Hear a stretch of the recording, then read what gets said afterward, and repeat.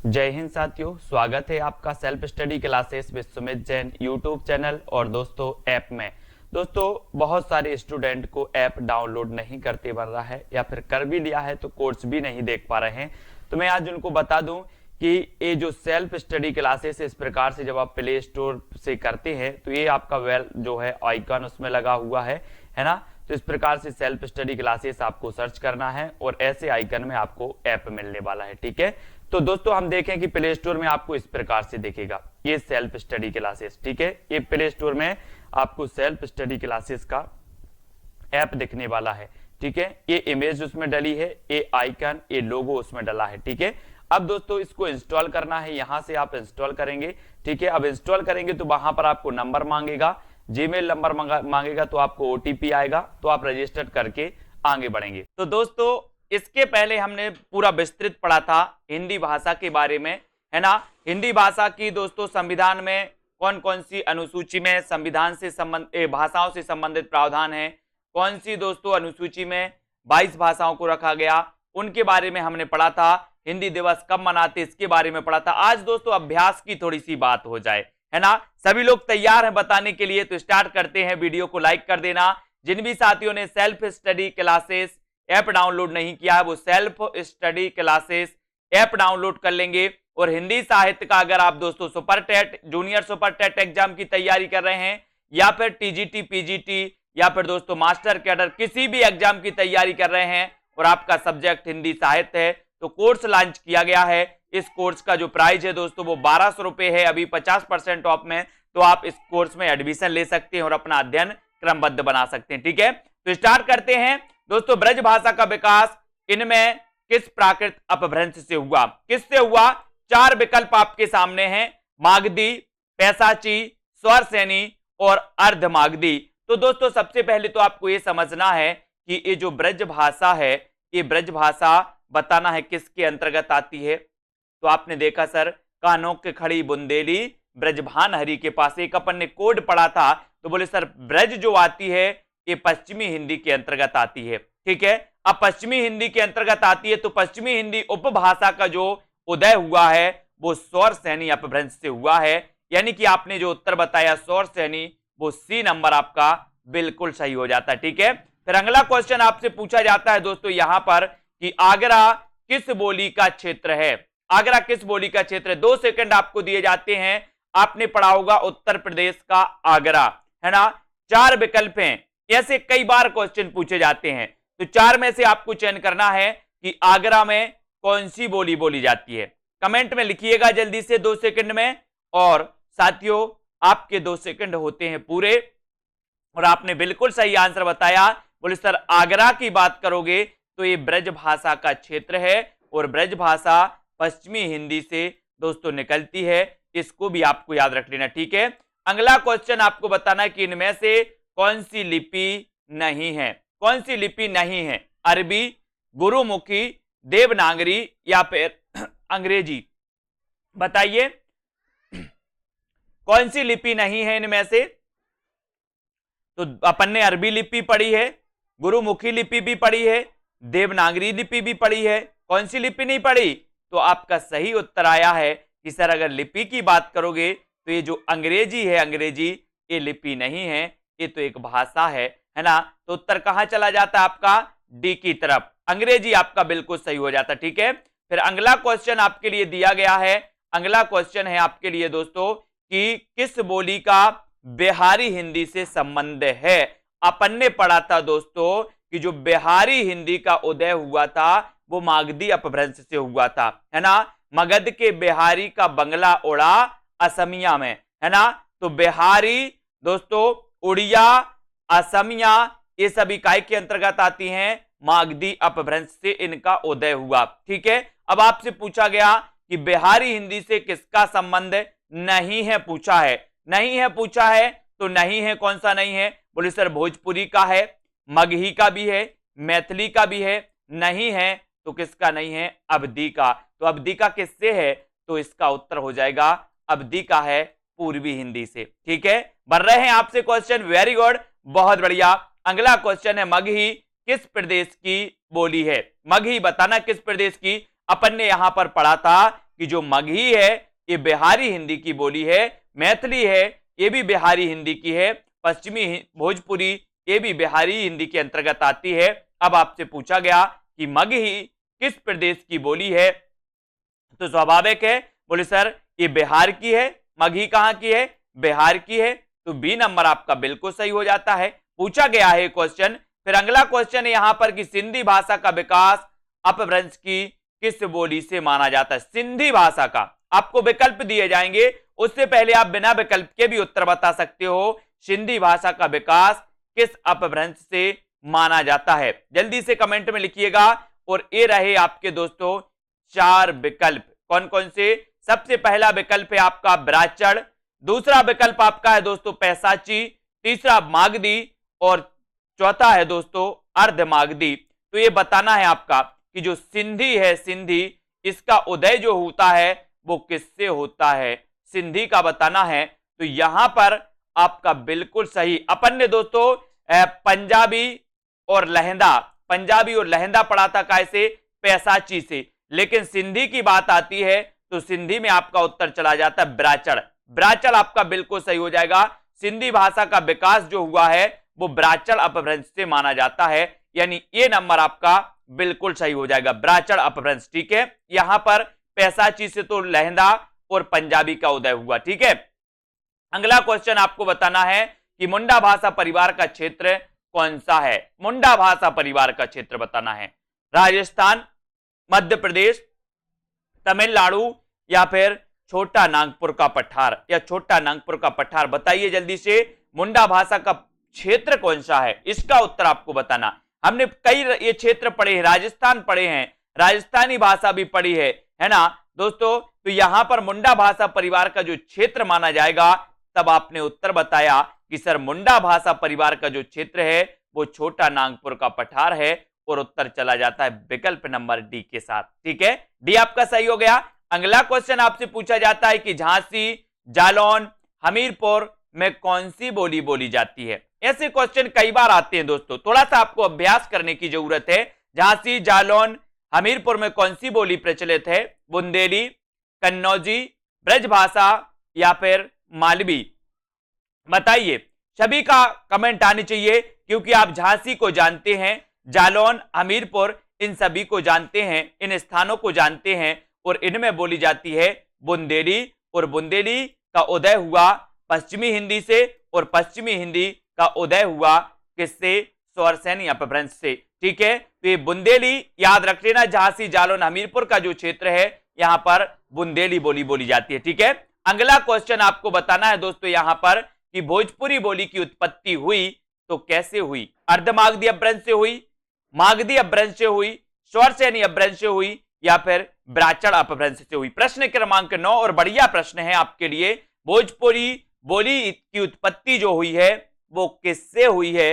इसके पहले हमने देखा था कि सर भोजपुरी, मगही और मैथिली ये बिहारी हिंदी के अंतर्गत आती हैं, और बिहारी हिंदी का जो उदय हुआ है वो हुआ है किससे, मागधी अपभ्रंश से। अपन ने पढ़ा था कि मगध के बिहारी का बंगला उड़ा असमिया में, तो दोस्तों बिहारी, बंगला, उड़िया और असमिया ये मागधी अपभ्रंश से इनका उदय होता है। तो भोजपुरी बोली का उदय कौन सी अपभ्रंश से होगा, मागधी अपभ्रंश से, यानी कि उत्तर बी की तरफ चला जाता है। बढ़िया प्रश्न है। अगला क्वेश्चन आपके लिए, आधुनिक दोस्तों भाषाओं में से किसका संबंध अपभ्रंश की पैसाची बोली से है। पैसाची से बताइए, है ना, मैंने आपको कई बार याद करवाया है कि अगर दोस्तों पंजाबी लहंगा लेना है तो पैसा चाहिए, पंजाबी लहंगा लेना है तो क्या चाहिए, पैसा चाहिए।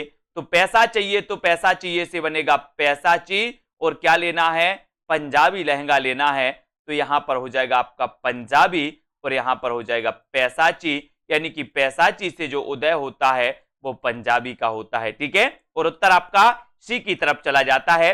अगला क्वेश्चन आपके लिए, मगही किस उपभाषा की बोली है। प्रश्न क्रमांक 11। सभी लोग वीडियो को लाइक कर दें, और दोस्तों जिन भी साथियों को कोर्स में एडमिशन लेना है 25 तारीख तक आप एडमिशन ले सकते हैं और पढ़ सकते हैं। मगही बताना किस उपभाषा की बोली है, तो ये मगही आसान है और अपन ने पढ़ा भी है इसके पहले। क्या पढ़ा है, मगही है ना, भोजपुरी और मैथिली। बोले सर ये जो है ये बिहारी हिंदी की उपभाषा मानी जाती है, कौन सी, मगही। तो उत्तर आपका कहां चला जाता है, विकल्प नंबर डी की तरफ। बहुत बढ़िया, सभी लोगों ने बिल्कुल सही आंसर बताए हैं। अब आपको बताना है दोस्तों, गयल भयल आदि किस बोली की तरह की क्रियाएं हैं, ये बताइए। गयल भयल, तो बताइए ये किस बोली से संबंधित हैं, भोजपुरी भूतकालिक, अवधि वर्तमान कालिक, ब्रजभाषा भूतकालिक, या फिर बुंदेली भविष्यकालिक। गयल भयल ये जो शब्द आते हैं दोस्तों, ये बताइए किस बोली से संबंधित माने जाते हैं। अगर आपने थोड़ा सा अनुभव किया होगा, भोजपुरी फिल्मों को देखा होगा, तो गयल और भयल ये भोजपुरी दोस्तों भूतकालिक, ये गयल आदि गयल भयल ये भोजपुरी भूतकालिक से संबंधित माने जाते हैं, और उत्तर चला जाता है विकल्प नंबर एक की तरफ। ठीक है, अगला क्वेश्चन, खड़ी बोली हिंदी का अन्य सही नाम है तो क्या है। अन्य सही नाम बताना खड़ी बोली हिंदी का, है ना। ये खड़ी बोली अपन देखते हैं दोस्तों की पश्चिमी हिंदी से इसका विकास हुआ। पश्चिमी हिंदी का विकास अनास्वर यानी अभ्रंश से होता है। अपन ने पढ़ा था पश्चिमी हिंदी की बोलियों को, कानों के खड़ी बुंदेली, ब्रजभान हरि के पास, कानों से बना था कन्नौजी, खड़ी से बना था खड़ी बोली। खड़ी बोली को क्या कहा जाता है, आपने उत्तर बता दिया। बोले सर कौरबी में टिक कर दो, मैंने कौरबी लगा दिया और उत्तर सही हो गया आपका। खड़ी बोली का अन्य सही नाम है कौरबी। बहुत बढ़िया, सभी लोगों ने बिल्कुल सही आंसर बताए हैं। फिर अगले प्रश्न की ओर बढ़ते हैं दोस्तों। अधोलिखित में से एक भोजपुरी का क्षेत्र नहीं है तो कौन सा नहीं है। भोजपुरी का क्षेत्र नहीं है बताना है, देवरिया, इलाहाबाद, मिर्जापुर या फिर बलिया। भोजपुरी का क्षेत्र कौन सा नहीं है, प्रश्न क्रमांक 14 में। और यहां पर बताना है कि भोजपुरी का क्षेत्र नहीं है, तो उत्तर हो जाएगा दोस्तों, आपने उत्तर चयन किया है इलाहाबाद। ये भोजपुरी का क्षेत्र नहीं माना जाता इलाहाबाद, और उत्तर सी की तरफ चला जाता है। ठीक है, अगला क्वेश्चन आपसे पूछा जाएगा, फैजाबाद जनपद में बोली जाने वाली जो बोली है वो कौन सी है, बताइए। खड़ी बोली, बघेली, ब्रजभाषा या फिर अवधी। फैजाबाद जनपद में बोली जाने वाली बोली कौन सी है, फैजाबाद जनपद में बोली जाने वाली बोली कौन सी है। तो आपको ये जो दोस्तों अलग अलग बोलियों के क्षेत्र हैं वो भी आपको पता होनी चाहिए, उनको भी हमें पढ़ना है। फैजाबाद जनपद में जो बोली बोली जाती है वो बोली जाती है कौन सी, अवधी। कौन सी बोली जाती है, अवधी। ये वही अवधी है जिसमें दोस्तों रामचरितमानस लिखा गया, है ना। ये वही अवधी है जिसमें पद्मावत लिखा गया। ये वही अवधी है दोस्तों जो पूर्वी हिंदी से जिसका विकास होता है। निम्न में से कौन सी भाषा देवनागरी लिपि में लिखी जाती है। देवनागरी लिपि में बताना है कौन सी लिखी जाती है, डोंगरी, मराठी। कई बार एक क्वेश्चन पूछा गया दोस्तों, इस क्वेश्चन को भूलना नहीं है कि देवनागरी लिपि में बताना है डोंगरी। बोले सर नहीं लिखी जाती, उड़िया ये भी नहीं लिखी जाती, सिंधी ये भी नहीं लिखी जाती, तो कौन सी लिखी जाती है, देवनागरी लिपि में जो लिखी जाती है वो लिखी जाती है मराठी। कौन सी, मराठी। मोस्ट इंपॉर्टेंट क्वेश्चन, बढ़िया प्रश्न। और अगला क्वेश्चन आपकी स्क्रीन पर, आधुनिक भारतीय भाषाओं का विकास किस भाषा से हुआ है। प्रश्न क्रमांक 17, आधुनिक भारतीय भाषाओं का विकास किस भाषा से हुआ, सौरसेनी से, मागधी, प्राकृत या फिर अपभ्रंश से, किससे हुआ। प्रश्न क्रमांक 17, आधुनिक भारतीय भाषाओं का विकास किस भाषा से हुआ है। तो यहां पर अपन ने कई बार पढ़ा है कि सर जो आधुनिक भारतीय भाषाएं हैं इनका जो विकास हुआ है वो सीधा सीधा भारतीय भाषाओं का माना जाता है, तो अपभ्रंश से हुआ है। अपभ्रंश के अनेक भेदों से, सौरसेनी मान लो, मागधी मान लो, अर्धमागधी मान लो, है ना। तो कुल मिला के हम कह सकते हैं कि अपभ्रंश से हुआ है। ठीक है, आधुनिक भारतीय भाषाओं का। अगला क्वेश्चन आपसे पूछा जाता है कि ब्रजबोली नाम से जानी जाती है, तो कौन सी, ब्रजबोली नाम से, है ना। ब्रजभाषा नहीं पूछा आपसे, ब्रजभाषा तो अलग है, ब्रजबोली नाम से कौन सी जानी जाती है ये पूछा है आपसे। कई बार क्वेश्चन पूछा गया, पंजाबी, मराठी, गुजराती या फिर पुरानी बंगला। कौन सी वो बोली है जो ब्रजबोली के नाम से जानी जाती है। और आपने प्रश्न क्रमांक 18 का उत्तर जो चयन किया है वो किया है पुरानी बंगला, और आपका उत्तर सही हो जाता है पुरानी बंगला। राइट आंसर हो जाता है डी नंबर, बिल्कुल राइट आंसर। इनमें बिहारी हिंदी का रूप नहीं है तो कौन सा नहीं है। प्रश्न क्रमांक 19, भाषा को बहुत अच्छे से पढ़ना है, बोलियों को बहुत अच्छे से पढ़ना है दोस्तों। एक मैंने बढ़िया ट्रिक से भी वीडियो बनाया है बोलियों का और भाषा का, सर्च कर लेना यूट्यूब में, है ना। बढ़िया मजा आएगा आपको, बोलियों और भाषाओं के क्षेत्र बढ़िया ट्रिक से आपको समझा दिया है।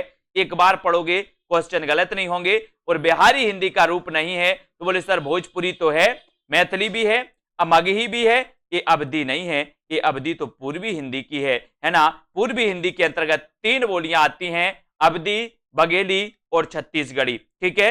वर्तमान हिंदी का प्रचलित रूप है तो क्या है? वर्तमान हिंदी का प्रचलित रूप अवधी, ब्रजभाषा, देवनागरी या फिर सौराष्ट्री। प्रश्न क्रमांक 20 और प्रश्न भी आपका बहुत बढ़िया, वर्तमान हिंदी का प्रचलित रूप बताना है। यहां पर क्वेश्चन थोड़ा सा गलत पूछा गया, वर्तमान हिंदी का पूछा गया, तो वर्तमान हिंदी का जो प्रचलित रूप माना जाता है दोस्तों वो खड़ी बोली माना जाता है। खड़ी बोली ये वर्तमान हिंदी का प्रचलित रूप है, ठीक है। तो यहां पर उत्तर आपका खड़ी बोली होना चाहिए, ठीक है, वर्तमान हिंदी का प्रचलित रूप, ठीक है। यहां पर देख लेते हैं अगला क्वेश्चन कि निम्न में से कौन सी भारोपीय परिवार की भाषा नहीं है? भारोपीय परिवार सबसे बड़ा भाषा परिवार माना जाता है दोस्तों। अगर आपसे कभी पूछा जाए कि सबसे बड़ा भाषा परिवार कौन सा है तो आप क्या लगाओगे? भारोपीय परिवार, ठीक है। अब आपसे पूछा गया कि भारोपीय परिवार की कौन सी भाषा नहीं है, तो आपको उत्तर चयन करना है। मराठी भारोपीय की है, गुजराती भारोपीय भाषा परिवार की है, हिंदी भी है, तो कौन सी नहीं है? बोले सर मलयालम, ये द्रविड़ भाषा परिवार से संबंधित होती हैं, है ना। तो उत्तर आपका क्या हो जाता है? विकल्प नंबर सी, ठीक है। लाइक कर दिया आपने वीडियो को, बहुत बढ़िया, है ना। और दोस्तों इसी प्रकार से आपको बने रहना है। अगला जो क्वेश्चन है, आज का जो चैलेंज प्रश्न है, किस तिथि को हिंदी भाषा को राजभाषा बनाने का निर्णय लिया गया? इसका उत्तर आपको कमेंट में लिखना है। किस तिथि को हिंदी को राजभाषा बनाने का निर्णय लिया गया, ये सभी लोग कमेंट में लिखेंगे और कमेंट में एक एक व्यक्ति का उत्तर आना चाहिए। मैं कमेंट में बाद में देखूंगा, है ना। एक एक व्यक्ति के कमेंट दिखने चाहिए कि किस तिथि को हिंदी को राजभाषा बनाने का निर्णय लिया गया। अगर आपको पता है, अगर आपसे बनता है तो कमेंट में लिखें। Self study classes app download करें, है ना। और दोस्तों कोर्स में एडमिशन लेना चाहते हैं तो ले सकते हैं और मस्ती से पढ़ाई कर सकते हैं। हमारा उद्देश्य आपको बहुत सारी चीजें याद होनी चाहिए, ठीक है। तो आज के वीडियो के लिए बस इतना ही। जय हिंद।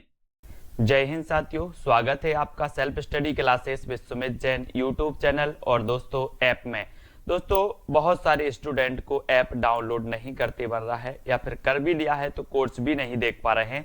तो मैं आज उनको बता दूं कि ये जो सेल्फ स्टडी क्लासेस इस प्रकार से जब आप प्ले स्टोर से करते हैं तो ये आपका वेल जो है आइकन उसमें लगा हुआ है ना। तो इस प्रकार से सेल्फ स्टडी क्लासेस आपको सर्च करना है और ऐसे आइकन में आपको ऐप मिलने वाला है, ठीक है। तो दोस्तों हम देखें कि प्ले स्टोर में आपको इस प्रकार से दिखेगा ये सेल्फ स्टडी क्लासेस, ठीक है। ये प्ले स्टोर में आपको सेल्फ स्टडी क्लासेस का ऐप दिखने वाला है, ठीक है। ये इमेज उसमें डली है, ये आइकन, ये लोगो उसमें डला है, ठीक है। अब दोस्तों इसको इंस्टॉल करना है, यहां से आप इंस्टॉल करेंगे, ठीक है। अब इंस्टॉल करेंगे तो वहां पर आपको नंबर मांगेगा, जीमेल नंबर मांगेगा, तो आपको ओटीपी आएगा, तो आप रजिस्टर करके आगे बढ़ेंगे।